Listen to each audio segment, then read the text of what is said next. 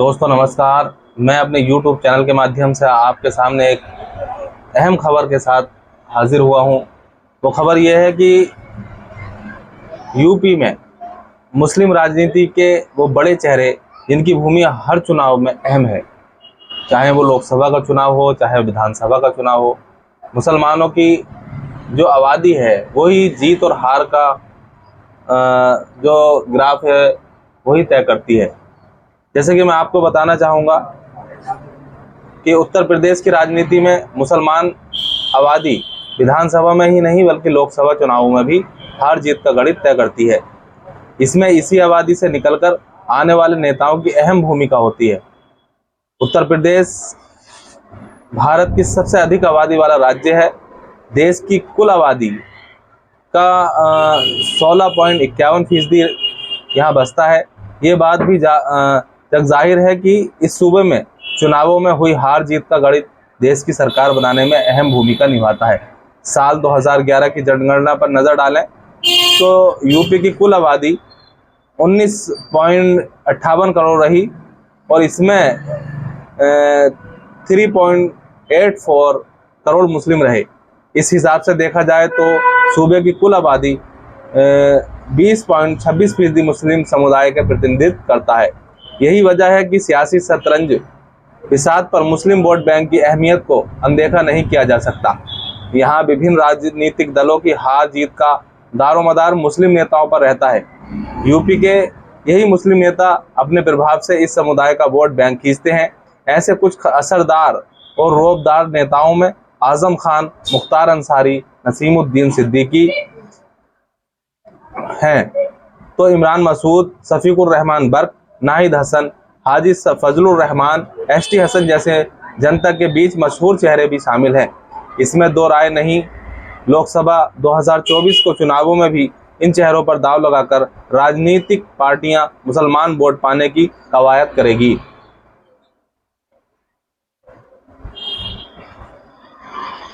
UP में मुसलमान नेताओं के असर की बात हो तो इस कड़ी में आजम खान का नाम लिया जाए।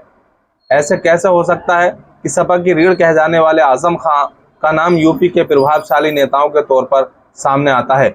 यूपी में मुसलमानों का पर आजम खान के असर का अंदाज़ा लगाना हो तो ज़्यादा दूर नहीं जाना होगा। इसके लिए साल 2022 के यूपी विधानसभा चुनाव ही काफ़ी हैं। मार्च 2022 में वो 2 साल से सीतापुर की जेल में बंद थे, लेकिन इसके बावजूद सपा सांसद आजम खान ने जिले में सबसे अधिक वोट हासिल कर इतिहास रच डाला। आलम ये था कि इससे पहले के सूबे के चुनावों में इतने वोट किसी भी उम्मीदवार को नहीं मिले। तब रामपुर में सांसद आजम खान को 1,30,649 वोट मिले थे। उनके खिलाफ खड़े हुए बीजेपी के उम्मीदवार आकाश सक्सेना केवल 75,411 वोट हासिल कर पाए थे। उधर दूसरी तरफ उनके बेटे अब्दुल्ला आजम ने स्वारटांडा में अपने दल के हैदर अली खान उर्फ हमजा मियां को शिकस्त दी थी। उन्होंने हमजा मियां को 61,103 वोटों से मात दी थी। अब्दुल्ला आजम को 1,26,016 और हमजा मियां को 65,059 वोट मिले थे। सूबे में समाजवादी पार्टी के संस्थापक सदस्य के तौर पर भी अपनी पहचान रखने वाले आजम खान अभी रामपुर के लोकसभा निर्वाचित क्षेत्र से सांसद हैं। वे सूबे में 17वीं विधानसभा के सदस्य रह चुके हैं। उन्होंने रह चुके हैं। राजनीति में आने से पहले वे वकील रहे। आजम खान यूपी के सबसे वरिष्ठ कैबिनेट मंत्री रह चुके हैं और रामपुर विधानसभा क्षेत्र से 9 बार विधानसभा के सदस्य रहने का खिताब भी उनके नाम है। उनके खिलाफ 80 से अधिक आपराधिक मुकदमे दर्ज हैं, लेकिन इसके बावजूद के असरदार मुस्लिम नेता के तौर पर उनका जलवा कायम नहीं हुआ है। नसीमुद्दीन सिद्दीकी का असर। कांग्रेस नेता और पूर्व मंत्री नसीमुद्दीन सिद्दीकी भी यूपी के मुस्लिम वोट बैंक में खासा असर रखते हैं। यूपी के झांसी से आने वाले सिद्दीकी बीएसपी के पहले मुस्लिम विधायक थे, जिनकी 1991 में बांदा से बसपा से पहले मुस्लिम विधायक बने थे। वक्त के साथ वो मायावती के बेहद खास होते गए। सूबे में 2007 में बसपा सरकार बनने पर उनका दर्ज मिनी मुख्यमंत्री जैसा रहा। 2010 के एमएलसी चुनाव में मायावती ने वादा हमीरपुर से उनके बड़े भाई और पुराने बसपा नेता जमीउर रहमान सिद्दीकी को उम्मीदवार बनाने का ऐलान किया। इससे सिद्दीकी बसपा सुप्रीमो से नाराज हो गए उन्होंने जमीरुद्दीन का टिकट काटकर इन चुनावों में अपनी पत्नी हुस्ना सिद्दीकी को एमएलसी का प्रत्याशी बना डाला। उनकी पत्नी जीती और विधान परिषद पहुंची। मायावती ने 10 मई 2017 को बीएसपी के दबंग नेता नसीमुद्दीन सिद्दीकी को उनके बेटे सहित पार्टी से बाहर का रास्ता दिखा दिया। साल 2018 में सिद्दीकी ने कांग्रेस पार्टी का दामन थाम लिया। तब से आज तक वे यूपी में कांग्रेस पार्टी के मुस्लिम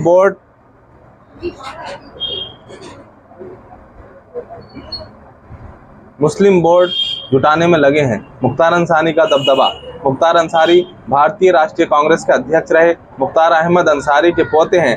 यूपी के राजनीति में दबंग मुस्लिम नेताओं के तौर पर भी मुख्तार अंसारी को जाना जाता है। गाजीपुर के ही यूसुफपुर मोहम्मदाबाद में 1963 में जन्मे मुख्तार का खानदान कम्युनिस्ट पार्टी से जुड़ा था। इनके पिता सुभानुल्लाह अंसारी का यूपी की राजनीति में अच्छा खासा दखल था।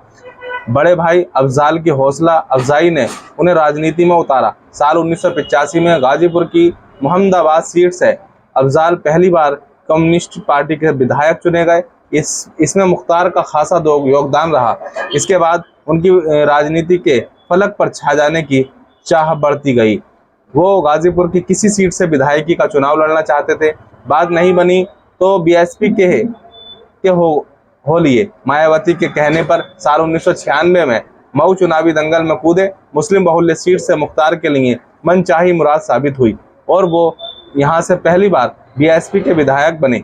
इसके बाद उन्होंने पीछे मुड़कर नहीं देखा।